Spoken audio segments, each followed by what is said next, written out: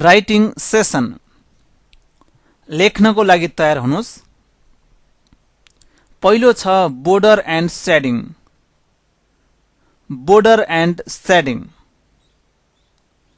अब त्यसको अर्को लाइनमा लेख्नुस् टेक्स्ट बोर्डर। Text border. फेरि अर्को लाइनमा लेख्नुस् how to set text border. How to set text border. त्यसलाई अन्डरलाइन गर्नुस्।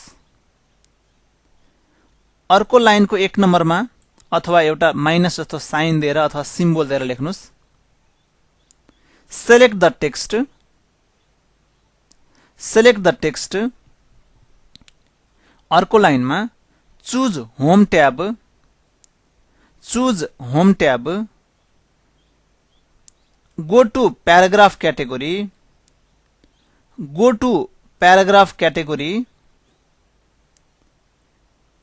Click on down symbol of border icon. Click on down symbol of border icon. Select a border style.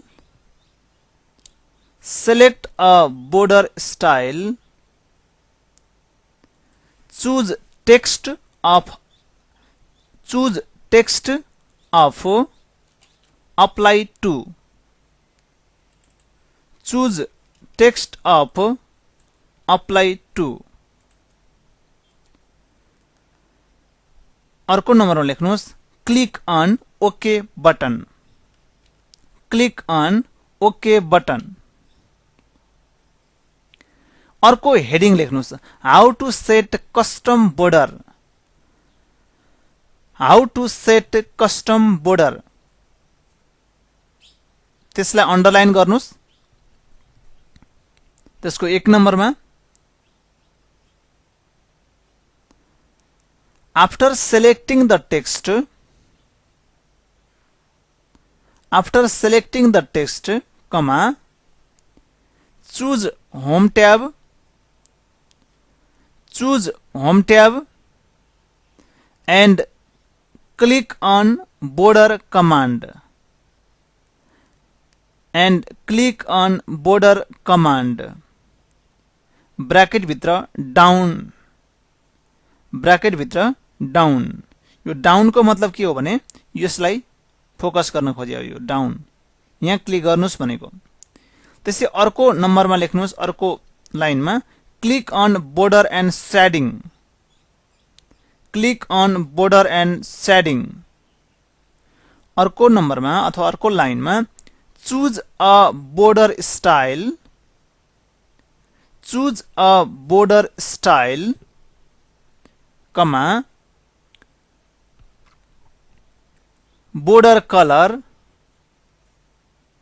or border size or border size. Full stop. त्यस्तै गरी अर्को heading को रूपमा लेख्नुस् how to clear text border. How to clear text border.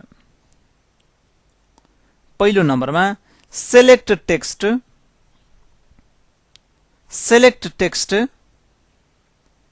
where text border is applied. Where text border is applied. अर्कोमा go to home. अर्कोमा go to home. Click on border. Click on border. Click on border and shading. Click on border and shading. Choose none. Choose none. Click on OK. Click on OK. अब text shading को बारेमा हेर्दै छौं। Text shading. अब text shading भनेको text को छाया राख्नको लागि। त्यसको लागि how to set text shading भनेर यहाँनिर टपिक्स लेख्नु होला। टेक्स्ट शेडिङ भनेर टपिक्स लेख्नुस् र त्यो भन्दा अर्को लाइनमा लेख्नुस् how to set text shading. How to set text shading. अब फेरि त्यसको कसरी गर्ने त्यसको मेथड्सहरु लेख्नुस् अर्को नम्बरमा, अर्को लाइनको 1 नम्बरमा अथवा एउटा सिम्बल दिएर। सेलेक्ट टेक्स्ट, सेलेक्ट टेक्स्ट, त्यसपछि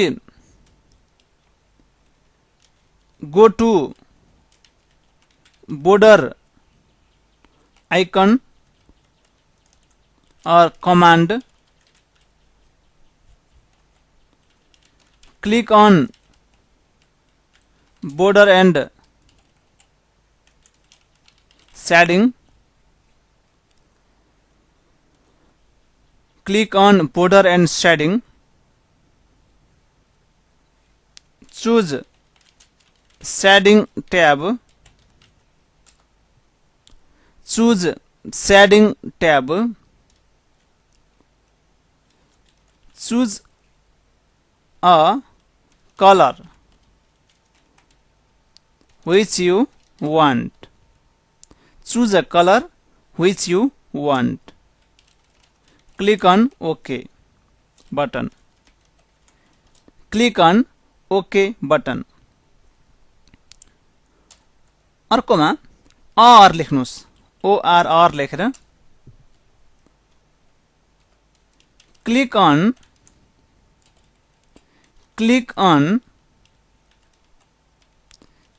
fill color command and choose a color। अरमा लेख्नुस् click on fill color, click on fill color command and choose a color। यसको मतलब के हो भने हामीले यो कलर, यो फिल कलरमा यहाँ शेडिङमा क्लिक गरेर पनि हामी के गर्न सक्छौं, कलर चेन्ज गर्न सक्दछौं शेडिङको।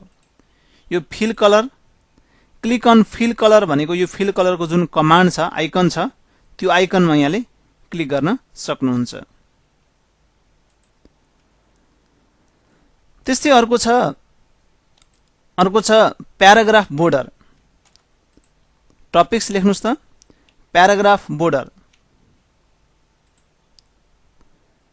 Paragraph border.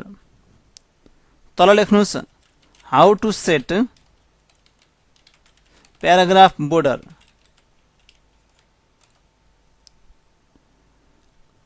How to set paragraph border. अब use text border, use text border steps. यो भन्न खोजेको के त हामीले टेक्स्ट बोर्डर राख्नको लागि जसरी हामीले स्टेप्सहरु फलो गरेका छौं त्यही स्टेप फलो गर्न सक्नुहुन्छ, तर त्यहाँ के त चुज गर्नु पर्यो, टेक्स्टको ठाउँमा प्याराग्राफ चुज गर्नु पर्यो। Use text border steps but use paragraph in place of text। ल यसको मतलब के हो त भने जस्तो मलाई प्याराग्राफको बोर्डर राख्नु छ भने यहाँले के गर्नुपर्छ, यसलाई यो प्याराग्राफको लागि बोर्डर हो भने यहाँ बस्नु पर्छ अनि यहाँ गएर जस्तो मैले यसलाई सिलेक्ट गरेको छु भने मानौ यहाँ गएर बोर्डर एन्ड शेडिङ भन्ने छ, त्यहाँ गएर यहाँले के गर्न सक्नुहुन्छ, जस्तो यो कुनै पनि बोर्डर चुज गर्न सक्नुहुन्छ, तर यहाँ अप्लाई टु मा यो टेक्स्टको ठाउँमा के गर्न सक्नुहुन्छ, प्याराग्राफ गर्न सक्नुहुन्छ। अनि बल्ल के त त्यो प्याराग्राफको लागि बोर्डर आउँछ। म अन्डु गर्दिन्छु। अब त्यस्तै गरी अर्को हेडिङ लेख्नुस् प्याराग्राफ स्याडिङ प्याराग्राफको पछाडिपट्टिको कलर कसरी राख्ने त प्याराग्राफ स्याडिङ अब अर्को स्टेप्स लेख्नुस् how to set paragraph shading यसको पनि सेम तरिका यसलाई म कपी पेस्ट गरिदिन्छु ल सेम तरिका use text shading steps but use paragraph in place of text हैन यो युज गर्नुस् भनेको अप्लाई टुमा यो युज गर्नुस्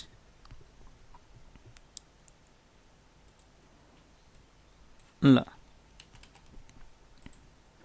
अब यहाँ नोट केही लेखाइएको छ यो नोट एउटा यहाँलाई मेमोराइज गर्न सजिलो होस् भन्नको लागि अथवा आज हामीले के पढ्यौं भन्नको लागि एउटा सर्टमा लेखिएको यो नोट हो जसले यहाँको माइन्डलाई मेमोराइज गराइदिनेछ कसरी यो गर्ने भन्ने कुराहरुको इन्फर्मेसनको लागि त्यसैले यहाँहरुले यसलाई प्र्याक्टिसै गरेर सबै कुराहरु दिमागमा राख्न सक्नुहुन्छ किनभने यो माइक्रोसफ्ट बोर्डमा जति पनि कमान्डहरु छन् यो सबै प्र्याक्टिकल बेसमा रहने भएको कारणले गर्दा यसको धेरै थ्योरी लेखेर बुझ्न सकिँदैन किनभने यसलाई प्र्याक्टिकली गरेर नै धेरै कुराहरु बुझिन्छ त्यही भएर यहाँले फोकस नै प्र्याक्टिकलमा गर्नु होला धन्यवाद